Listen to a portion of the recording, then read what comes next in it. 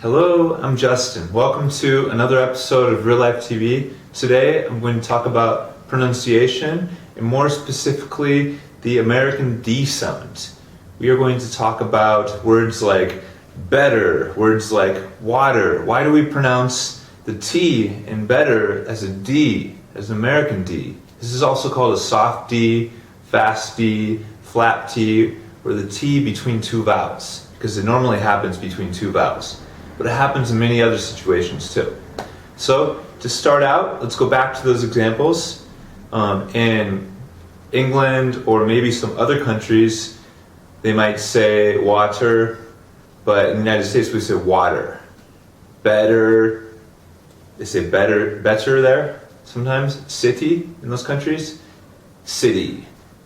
Computer, we say in the United States as well. Bottle.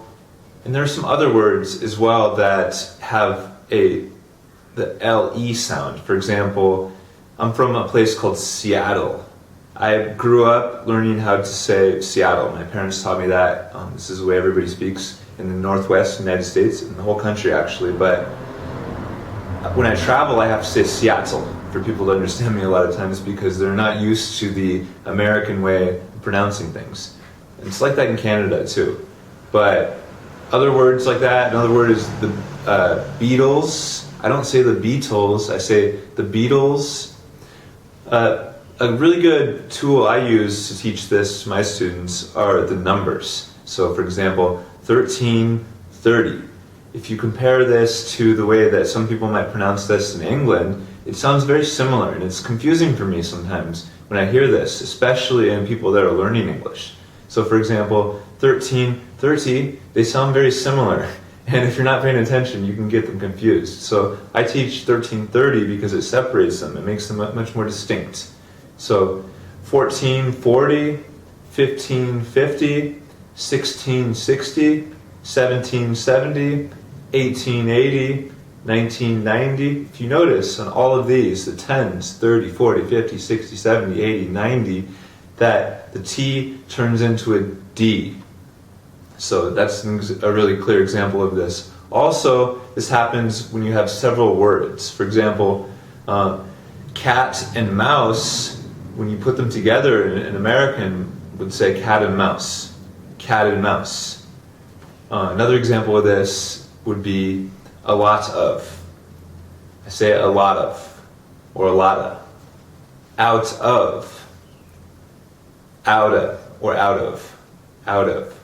To put this in a sentence, we can say like, what are you going to do tomorrow would become, what are you going to do tomorrow in normal speech. So there are 3 points that the T becomes a D.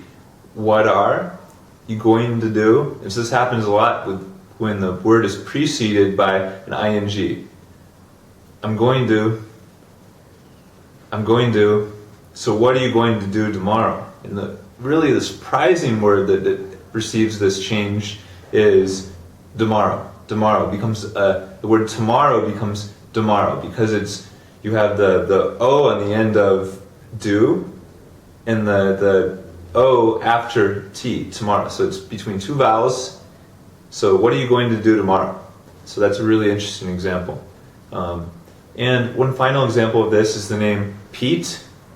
For example, Pete, when you just say the name Pete individually, in the United States or other countries, it's just Pete. But then when you say the whole word is Peter, Peter. Whereas in England, this might be Peter.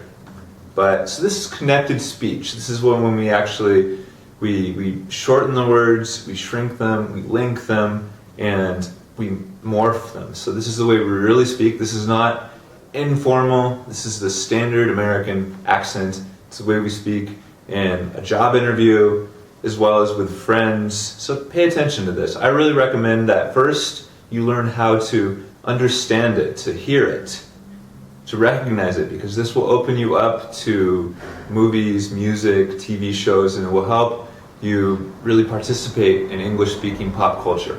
From there, you can experiment with it. Do exercises. See if you can pronounce the word better or Seattle and practice that a little bit. And you can play around and start using it. From there, you don't need to do this, but it might help your English. It might help the flow of your English.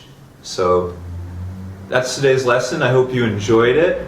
There's also an article that I wrote about this in the information box below. Feel free to click on that and go to our website and check that out. Also, if you'd like to receive more lessons like this, just click on subscribe right here, and we'll send you more videos like this. So thank you very much. Take care.